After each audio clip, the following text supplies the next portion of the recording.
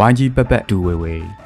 ပရိသတ်တို့အနေနဲ့ဒီက YG ပတ်ပတ်ဒူဝေဝေဆိုတဲ့ကစားနည်းကိုကလေးဘွားတုန်းကစော့ခဲ့ဘူးမှလုံးဝသိချပါတယ်။ဒါပေမဲ့ဒီကစားနည်းဟာကျွန်တော်တို့နိုင်ငံမှာတင်စော့ကစားခဲ့တဲ့ကစားနည်းမဟုတ်ဘဲတခြားနိုင်ငံတွေမှာလည်းမတူညီတဲ့ပုံစံအမျိုးမျိုးနဲ့ကစားလေးရှိကြပါတယ်။တချို့နိုင်ငံတွေမှာတော့ YG ပတ်ပတ်ဒူဝေဝေကစားနည်းကို Ringa Rosie ကစားနည်းလို့ခေါ်ဆိုကြပါတယ်။သူတို့ရဲ့ဒီကစားနည်းမှာတော့ကလေးငယ်တွေဟာတယောက်နဲ့တယောက်လက်ချိတ်ပြီးရီမောကဝိုင်းပတ်နေတတ်ကြပြီးလဲကျသွားတဲ့အောင်မြေပေါ်ကိုထိုင်ချလိုက်ကြတာမျိုးပဲဖြစ်ပါတယ်။ဒါအပြင်ဒီကစားနည်းကိုကစားတဲ့အခါမှာပျော်ရွှင်စွာတခြင်းတွေကိုတီးဆိုပြီးတော့ကစားလေးရှိကြပါတယ်။ဒီမှာကျွန်တော်တို့ငယ်ဘဝတုန်းကတော့ YG ပတ်ပတ်ဒူဝေဝေဆိုတဲ့စာသားကိုသာရွတ်ဆိုပြီးတော့စော်ကစားလေးရှိခဲ့ပေမဲ့တခြားနိုင်ငံတွေမှာတော့ Ringa Rosie ဆိုတဲ့စာသားတွေနဲ့ကလေးတွေဟာရွတ်ဆိုကစားလေးရှိကြပါတယ်။ဒါဆိုရင်ဒီမှာဒီတခြင်းရဲ့နောက်ွယ်ကထိတ်လန့်ပွဲဖြစ်ရမှန်ဇလန်းကဘာများပါလဲ။ဒီတခြင်းစာသားရဲ့အပြည့်စုံကတော့ Ringa Rosie Pocket Full of Posy Asia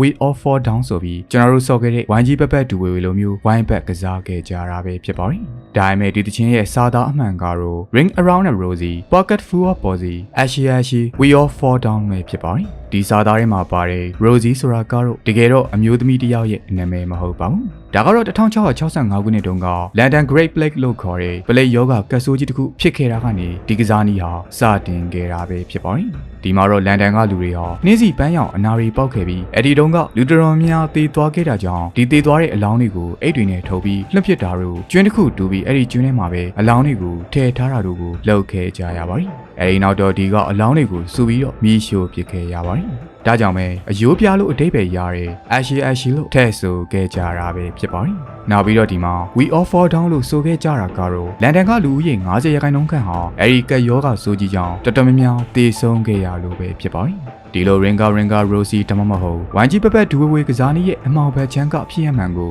ကြားသိလိုက်ရတဲ့အခါမှာတော့ပရိသတ်တို့အနေနဲ့ဒီကစားနည်းကိုရဲမောပြီးတော့စော်ကစားနိုင်ကြမှာမဟုတ်တော့ပါဘူး။နောက်ပြီးတော့ဒီကစားနည်းတစ်ခုတည်းတင်မကပဲပရိသတ်တို့ငယ်ဘဝကစော်ကစားခဲ့တဲ့ကစားနည်းအများစုတိုင်းမှာလည်းအခုလိုခြောက်ချားပွဲရာအမှောင်ဘက်ချမ်းတွေရှိလုံနေပါသည်။